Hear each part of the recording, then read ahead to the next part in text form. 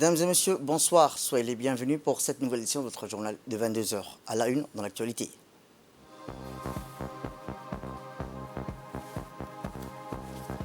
À la une dans l'actualité nationale, le chef de l'État, son Excellence Ismaël Omar Guelleh, a présidé la 17e séance du Conseil des ministres. Toujours dans l'actualité nationale, les satellites Djibouti 1A éclairent l'avenir de la nation.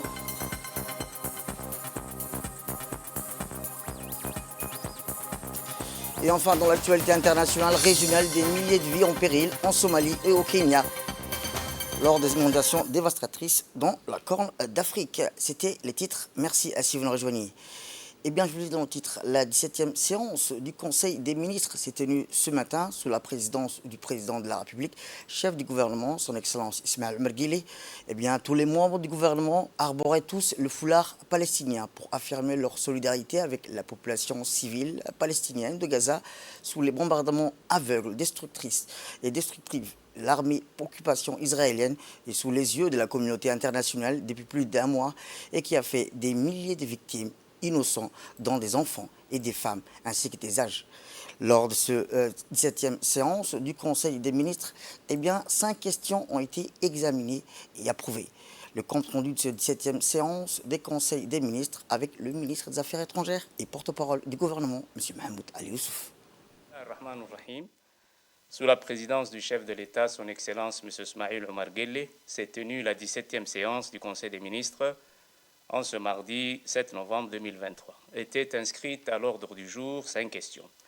La première question est relative à un projet de loi portant approbation des comptes financiers de l'Institut national de l'administration publique, INAP, pour l'exercice 2022. Les comptes financiers de l'INAP pour l'exercice 2022 sont arrêtés en produit à 114 771 000 francs Djibouti et en charge à 115 271 000 francs Djibouti. Les produits de l'exercice sont en baisse et passent de 135 millions en 2021 à 114 millions donc en 2022. Cette baisse est due à l'absence des autres subventions externes durant le dit exercice. Les principaux postes qui augmentent sont les autres achats et services extérieurs. Au cours de l'exercice 2022, l'INAP a réalisé des investissements pour un montant de 7,4 millions de francs à Djibouti en acquisition de matériel de bureau et informatique et en matériel roulant. La deuxième question est relative à un projet de loi portant adoption des comptes financiers de l'Agence nationale du tourisme, l'ANT, antérieurement dénommée ONTD pour l'exercice 2022. Les comptes financiers de l'ANT, de l'Agence nationale du tourisme, anciennement dénommée donc ONTD, pour l'exercice 2022, sont arrêtés en produit à 197 596 000 francs Djibouti et en charge à 182 948 000 francs Djibouti, avec un résultat positif, mais connaît une baisse par rapport à l'exercice précédent en 2021. Les produits de l'exercice s'élèvent à 197,5 millions de francs en 2022, contre 220,4 millions de francs Djibouti, d'où une baisse qui est liée à la baisse des produits exceptionnels. Les charges totales connaissent une progression de 5,4 millions de francs Djibouti par rapport à l'exercice précédent. En 2022, l'ONTA, donc l'ANT, a réalisé des investissements d'un montant de plus de 29,7 millions de francs en construction, installation technique, en matériel de transport, ainsi qu'en mobilier et matériel de bureau et informatique. La troisième question concerne donc un projet de décret fixant les conditions de tenue et de publication du registre national des objets spatiaux. Le projet de décret est pris en application de la loi numéro 167 pour l'année 2022, 8e législature, et relative aux activités de lancement d'opérations de vol ou de guidage d'objets spatiaux. Il précise l'obligation d'enregistrement de tous les objets spatiaux djiboutiens et fixe les éléments constitutifs du registre national des objets spatiaux. Le registre national est le document national où est immatriculé les objets spatiaux. L'inscription au registre est effectuée par le ministère de l'Enseignement supérieur et de la Recherche et contribuera à garantir un suivi précis et complet des activités spatiales nationales. La mise en place du registre permettra aussi d'assurer la traçabilité et la conformité des activités spatiales enregistrées conformément à la loi susmentionnée. La quatrième question est relative à un projet d'arrêté portant affectation d'une parcelle de terrain au profit du secrétariat d'État chargé des investissements et du développement du secteur privé.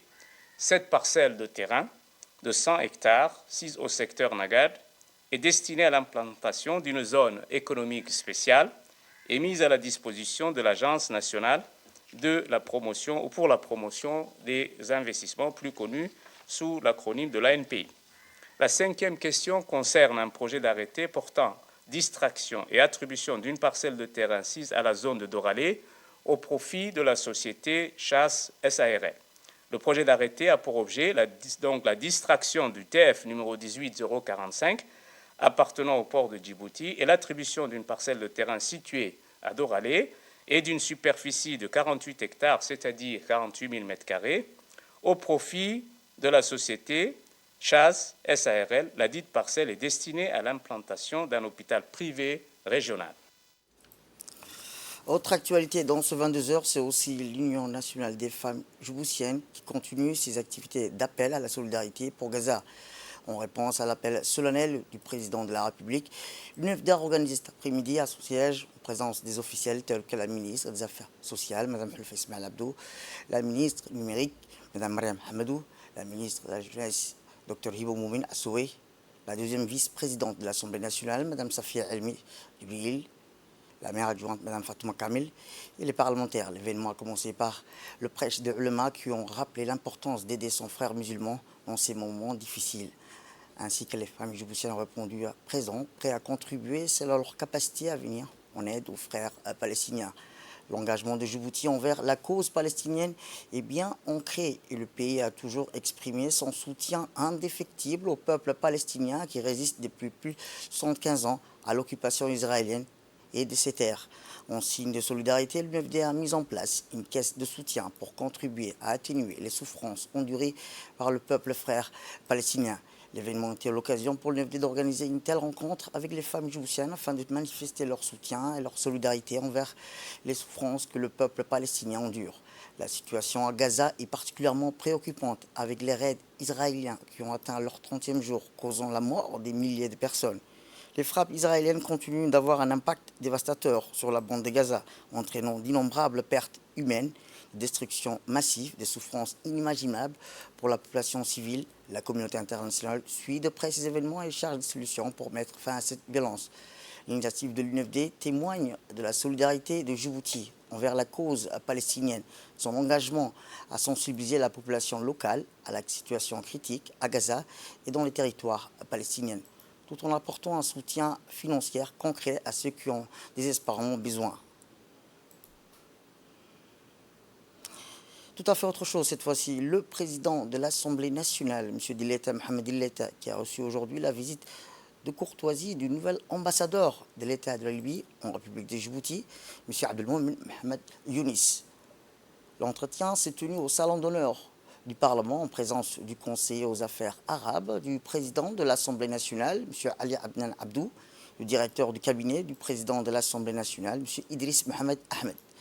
Après les salutations d'usage, les deux hommes ont évoqué l'état de relations, d'amitié et de coopération entre les deux pays frères, ainsi que les voies et moyens de les raffermir davantage. Les échanges ont porté également sur la coopération entre les deux élus du peuple des deux nations. Le président du Parlement a fait part du nouvel ambassadeur de la disponibilité pleine et entière de l'Assemblée nationale dans l'accomplissement de sa mission diplomatique. L'ambassadeur de la Libye a pour sa part tenu à remercier le président de l'Assemblée pour l'accueil chaleureux qui lui a été réservé. Il a par ailleurs promis d'œuvrer pour le renforcement de l'amitié. À l'issue de l'entrevue, M. Dileta Mohamed Dileta et son hôte ont procédé à un échange de cadeaux. Également dans la foulée, le président de l'Assemblée nationale, M. Dileta Mohamed Dileta, a reçu la visite de courtoisie du nouvel ambassadeur de la République d'Arabe d'Égypte, M. Khalid Fadi Mahmoud. Eh bien, au cours de cette rencontre, le président du Parlement et son hôte du jour ont procédé à une revue les bases de la relation bilatérale entre les deux pays et les perspectives de renforcement des liens d'amitié et de coopération, notamment à travers le groupe d'amitié parlementaire. Suite à un dialogue constructif, une convergence de vues s'est dégagée autour de la nécessité et la nécessaire de redynamisation des groupes d'amitié parlementaire. La redynamisation contribuera au renforcement du partenariat gagnant-gagnant que les deux pays ont su tisser dans divers domaines stratégiques. Enfin, le président de l'Assemblée nationale a assuré à l'ambassadeur Khalid Fadi Mahmoud sa disponibilité dans l'accomplissement de sa mission. Pour sa part, le diplomate s'est dit honoré de rencontrer le président du Parlement et l'a remercié pour l'accueil chaleureux. Tout à fait autre chose. Et dans notre magazine de ce soir, Djibouti sera très bientôt dans l'espace avec le lancement depuis les États-Unis d'un nanosatellite djiboutien appelé Djibouti 1A. En quoi consiste-t-il? Comment a-t-il été mis sur pied? Toutes les réponses dans ce reportage de la rédaction.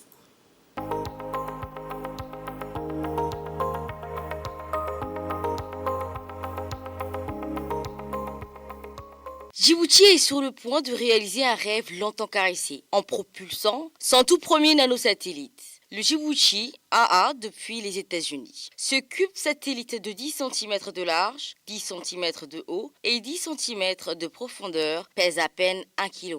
En consommant moins de 3 watts d'énergie, marque une étape cruciale dans l'histoire spatiale du pays. Cette prouesse résulte d'une ambition forgée en 2020 par le président de la République, son Excellence Mohamed Marguilé, pour répondre aux défis urgents du changement climatique. L'objectif était clair, développer un satellite entièrement djiboutien, dédié à la gestion des impacts du changement climatique. Aujourd'hui, ce projet est devenu une réalité opérationnelle grâce à l'engagement soutenu du président de la République et à l'expertise des ingénieurs techniciens djiboutiens. Ces ingénieurs et techniciens ont été formés à l'université Montpellier en France suite à un protocole d'accord entre l'université Montpellier et le ministère de l'Enseignement supérieur et de la Recherche. Pour mieux comprendre les fondements de cette initiative, le ministre de l'Enseignement supérieur et de la Recherche, Dr Nabil Mohamed Ahmed, nous offre un aperçu.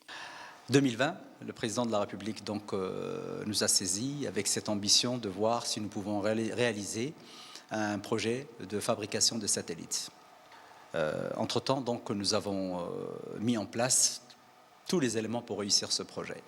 D'abord, la sélection des étudiants djiboutiens, parce que l'objectif, c'était de faire un satellite, mais pas de l'acheter, mais de le faire fabriquer par nos étudiants pour faire ce saut technologique et dire que, de façon décomplexée, que Djibouti est capable de construire un satellite, de le lancer, de collecter des résultats au niveau du climat, mais se lancer également dans des perspectives de développement. Les ingénieurs sont là pour suivre ce projet-là. Et les perspectives actuelles s'inscrivent après la réussite de ce projet. D'abord de lancer le deuxième satellite, et les ingénieurs qui sont ici travaillent sur ce deuxième satellite qui doit être lancé également, premier trimestre 2024, au mois de mars, Inch'Allah. Les résultats dépassent ce qui était attendu. Vraiment, personne ne croyait à ce projet, sauf le président de la République qui a eu cette vision, qui nous a fait confiance, on le remercie, qui a fait confiance à ces jeunes. Le résultat, c'est que d'abord 10 techniciens et ingénieurs ont été formés, capables aujourd'hui de la conception, la fabrication, le suivi du satellite, mais pas que. Ces jeunes ingénieurs ont également travaillé avec toutes les compagnies qui travaillent autour de ce satellite, amélioré les logiciels, et ils sont encore en train toujours de travailler dans l'amélioration de ces logiciels. Ils ont créé l'envie à d'autres pays africains. Certains d'entre eux ont même formé des jeunes de leur âge dans l'expérience qu'ils ont acquise depuis la fabrication de ce satellite. Aujourd'hui, donc, le résultat nous ouvre beaucoup de perspectives. Djibouti est connu dans le monde pour avoir osé. Les gens nous voient comme un petit pays, mais nous avons beaucoup d'ambition. Mais ça ne s'arrête pas à l'ambition, on arrive à l'action aujourd'hui. L'objectif, c'est de continuer dans ce saut technologique, de se donner le moyen d'avoir des images précises. On travaille sur de qualité d'image de 1,5 mètre à 1,5 mètre. Je ne sais pas si vous imaginez la précision. On vous voit en train de lire votre journal. De travailler également sur l'amélioration de nos satellites. On voit plus grand, mais on part avec une confiance totale parce qu'on a osé, on a réussi. Et donc, nous sommes en train de lancer un projet encore plus grand, avec des satellites plus gros, pour montrer de quoi nous sommes capables. Et je peux vous le dire, on se félicite. Djibouti est désormais parmi les nations dans l'aérospatiale qui a lancé des satellites. Mais le président de la République nous a toujours dit ayez la tête dans les étoiles, mais les pieds sur terre. Dans les coulisses du projet, nous pénétrons au cœur de la salle de contrôle du satellite. Djibouti AA est une infrastructure ultra-moderne où les ingénieurs et techniciens travaillent ardemment. Leur mission, suivre en temps réel les données collectées par le satellite en orbite et répertorier, les classer et les analyser. Ces données sont essentiellement axées sur la climatologie, visant à une meilleure gestion des ressources en eau des zones agricoles dans l'optique de préserver notre environnement. Ces précieuses données seront mises à disposition du centre OREC, l'Observatoire régional de recherche sur l'environnement et le climat, qui regroupe l'ensemble des pays de la région, dévoile les ingénieurs. Alors, nous avons ici deux antennes qui vont donner des instructions aux satellites. Et ces deux antennes sont liées à ces deux objets. Donc, il y a l'EPA pour émettre des signaux, des instructions aux satellites. Et ici, on a une boîte qui va décoder les signaux du satellite. Pour l'utilisation du satellite, dans un premier temps, on utilise ce logiciel appelé JPredict pour prédire le passage du satellite au-dessus de cette station sol. Et puis, grâce à cette antenne, on l'enverra des instructions pour qu'il puisse faire sa mission. Sa mission consiste à collecter des données climatologiques à partir des stations réparties sur le territoire djiboutien. Une fois collectées, on pourra les télécharger, ces données-là, toujours grâce à cette antenne-là et ces électroniques qui sont ici. Et puis, une fois les données reçues, on les décodera et on les traitera pour mieux suivre les changements climatiques. Le projet djiboutien de nanosatellite s'inscrit déjà parmi les 6 premières réalisations d'Andrian Space, le géant français, l'aérospace. Mais Djibouti ne compte pas s'arrêter là, car un deuxième nanosatellite devrait prendre son envol en début de l'année 2024. C'est un avenir proche. D'autres CubeSats 1U et des nanosatellites plus imposants devraient être lancés dans des applications encore plus ambitieuses, telles que l'imagerie de haute qualité pour garantir la sécurité extérieure et assurer notre sécurité alimentaire. Satellite djiboutienne qui s'annonce prometteur et dont le monde attend avec impatience leur développement à venir. Santé à présent, où le ministre de la Santé, Dr Ahmed Roble Abdillah, s'est rendu hier après-midi à l'hôpital général Pelletier au chevet des enfants qui ont été les premiers à bénéficier d'une opération d'implant, le col solaire, en République de Djibouti. A noter la présence du directeur général de la NPH, M. Doual Saïd Mahmoud, et le secrétaire général de la Santé, M. Mohamed Ali Mohamed, et le directeur général du CHU de Djibouti, Dr Omar Mahmoud Ismail. Eh bien, rappelons à noter que cette opération, qui est une première en République de Djibouti, a été réalisée par le professeur Christophe Vincent et Dr Saad Abdoulaye Awale, chef de service au réel, ainsi que les bénéficiaires de cette implantation sont 2 enfants âgés respectivement de 3 à 4 ans, présentant depuis plusieurs années un diagnostic confirmant le besoin d'un implant colcholaire. Pour rappel, l'implant colcholaire est une prothèse auditive implantée par voie chirurgicale. Il s'adresse à la quasi-totalité des surauditifs sévères, à des profondes bilatérales aussi bien de l'enfant que de l'adulte. Il est important, cependant, de souligner que le financement de ce programme d'implant colcholaire a été entièrement pris en charge par l'ANPH grâce à leur générosité. Pour les pays, parce qu'on a fait des implants cochléaires, et c'est un programme qu'on a commencé depuis 2014 à diagnostiquer, à dépister les enfants qui sont sourds. Et grâce à Allah, on a pu finaliser notre programme avec le soutien important du ministre de la Santé, Dr Ahmed Roble, et des directeurs de l'ANPH, M. Douale. Donc on a pu réaliser un geste très très important, une technologie très avancée qu'on appelle l'implant cochléaire. Et l'avantage de mettre les implants à Djibouti, c'est qu'on ne met pas juste un implant, mais c'est le suivi des stimulations de l'implant et les réglages. Donc notre équipe est très bien formée au niveau de l'hôpital, de très bons orthophonistes qualifiés dans ce domaine, qui nous permettent de régler les implants cochléaires. À la différence des enfants qui sont implantés à l'étranger, qu'on ne connaît pas le type de matériel qu'ils ont mis, on connaît les types, mais on ne peut pas régler parce qu'on n'a pas les mêmes programmes. Donc je sollicite à ce que tous les enfants qui ont une surdité profonde puissent opérer dans le même service, avec le même programme, pour faciliter ces enfants d'être bien intégrés à la société. Eh bien, dans son intervention, le ministre de la Santé, Dr Ahmed Roble Abdile, a rappelé que les ambitions du pays à disponibilité, spécialité chirurgicale de pointe dans le cadre de la récente réforme en transformation des hôpitaux en centres hospitaliers universitaires. Le ministre de la Santé a remercié le directeur général de l'ANPH pour ce précieux don qui permet aux personnes atteintes de surdité grave d'avoir un meilleur accès au sang. Ainsi, dans le cadre de cette récente, le ministre de la Santé a remercié aussi le directeur général. Et grâce à ces appareils, les enfants sélectionnés vont bénéficier de cette avancée médicale prometteuse, offrant ainsi une opportunité d'amélioration de leur qualité de vie. Le ministre a indiqué que cette journée est synonyme de grandes avancées dans le domaine de l'audition et témoigne de l'engagement et de la compétence de l'hôpital général Pelletier pour offrir des soins de qualité aux enfants malentendants. Autre actualité nationale, dans le cadre de la lutte implacable contre toutes les formes de trafic illicite, la douane a mené une opération d'envergure qui a permis d'intercepter une quantité importante de produits cosmétiques périmés.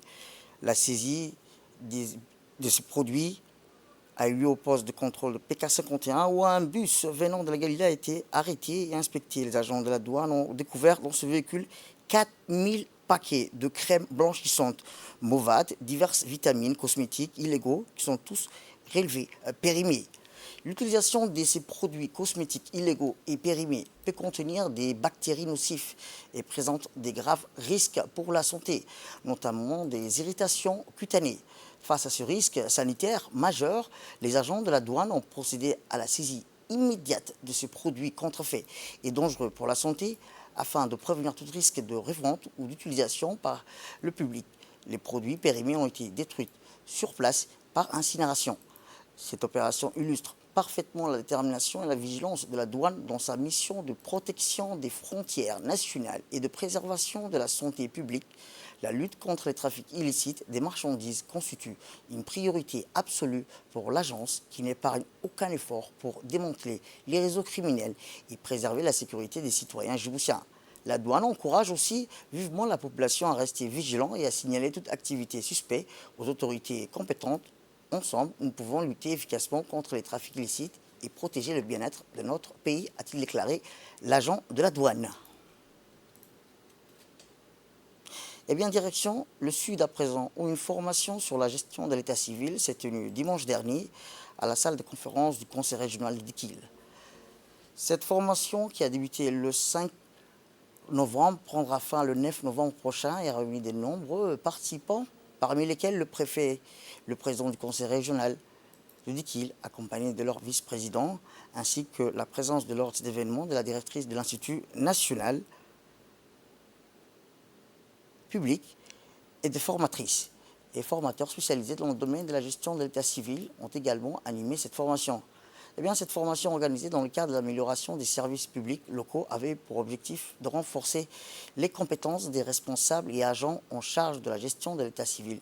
En effet, il est primordial, rappelons-le, d'avoir des professionnels qualifiés pour garantir l'enseignement des naissances et la tenue des registres, la gestion des archives et des décès de manière précieuse et efficace. Gestion de l'état civil. Et cette formation s'inscrit dans le cadre du renforcement des capacités des agents de l'administration régionale décentralisée et leur permettra de renforcer ses capacités en matière de gestion de l'état civil qui, par ricochet, améliorera la qualité des services rendus aux citoyens. Je suis convaincu qu'à la fin de cette formation, vous serez très outillés et bien préparés pour faire face à vos obligations et responsabilités respectives. Je remercie vivement l'INAO qui accompagne sans relâche les institutions publiques et je vous souhaite bon courage. Je déclare la formation ouverte. Merci. Salam alaikum wa rahmatullahi wa barakatuh. Eh bien, comme je vous le disais, cette formation sur la gestion de l'état civil à Idikil marque une étape importante pour garantir l'enregistrement des naissances et la tenue des registres et la gestion des archives ainsi que des décès de manière précieuse et efficace. honorables formateurs de l'INAP. Donc, en ma qualité de représentant de l'INAP, aujourd'hui, cette formation est destinée spécifiquement pour les agents et les cadres de l'état civil. Cela permettra à ces agents de mieux assimiler ou de mieux améliorer leurs compétences techniques et professionnelles. Donc, cette formation qui va durer pendant 5 jours ici au Conseil régional, elle sera dispensée par 3 formateurs, à savoir la formatrice ici présente avec nous, Mme Koina, qui va intervenir sur les cours de droit civil, ainsi que le docteur Hamza, ici présent avec nous, qui va bien sûr intervenir sur les procédures administratives et des délivrances des actes de l'état civil. Et enfin, par M. Adou, qui va intervenir sur le domaine de l'informatique. Donc, ce que nous attendons de vous aujourd'hui, c'est que vous soyez capables aujourd'hui d'améliorer la qualité des services offerts de l'état civil, de l'offre de l'état civil, d'améliorer aussi et d'éviter surtout les erreurs au niveau de l'enregistrement, ce qui est plus répétitif et qui revient dans toutes les communes, dans tous les conseils régionaux. Donc, notre principale mission est d'éviter le maximum ces erreurs. Et enfin, de bien travailler en équipe et avoir un esprit d'équipe vraiment solidaire.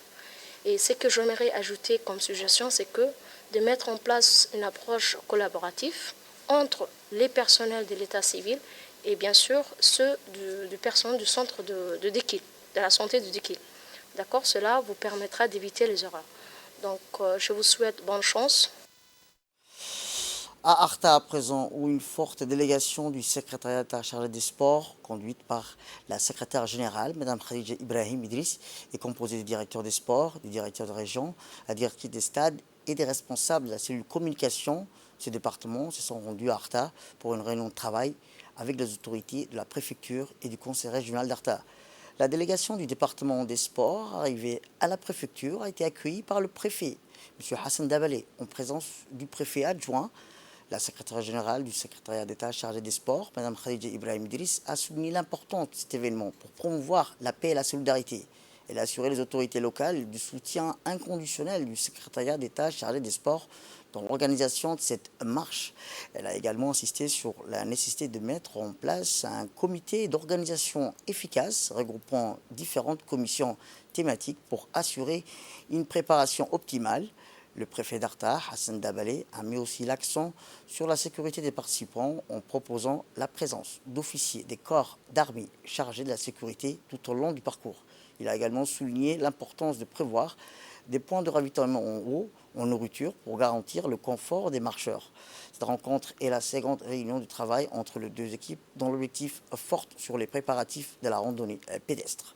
Le secrétaire général du conseil régional, des représentants des forces armées djiboutiennes et des responsables de la région passionnés de la randonnée ont pris part à cette réunion. Eh bien, rappelons que cette 17e édition sera dédiée au peuple palestinien, en guerre depuis plus d'un mois par des bombardements continus d'Israël sous le slogan « Tel est un paix durable pour la Palestine, non à la guerre et oui à la paix en Palestine ». De la marche de Peace Walk of Africa, sous l'égide, comme d'habitude, du secrétariat des sports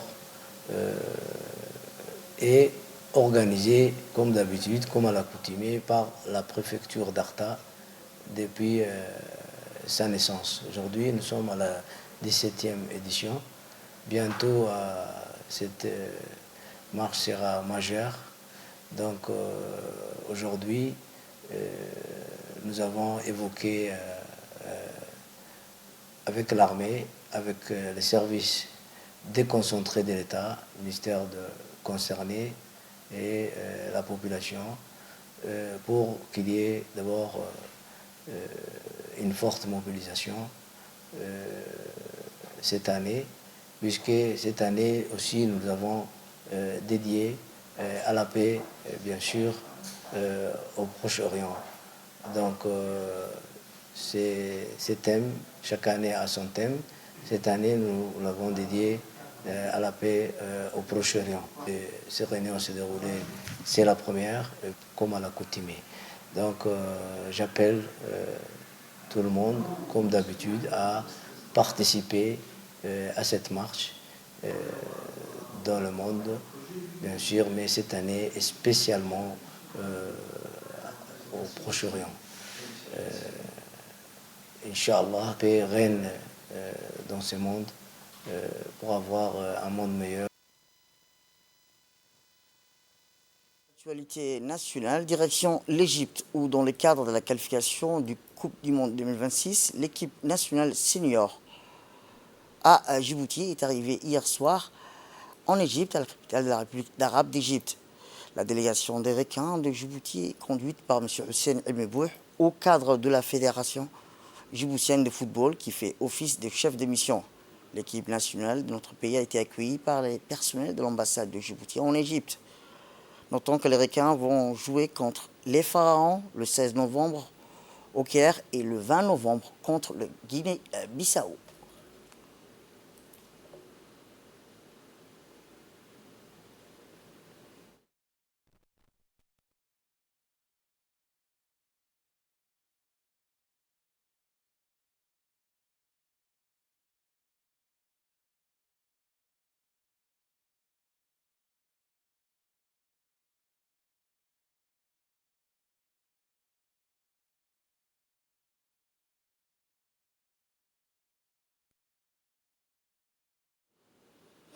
Régional à présent, je vous dis dans le titre, en Somalie, où au cours des dernières heures, des fortes pluies sont tombées dans les régions du sud et du centre de la Somalie qui ont causé des pertes en vies humaines et des biens dans certaines villes.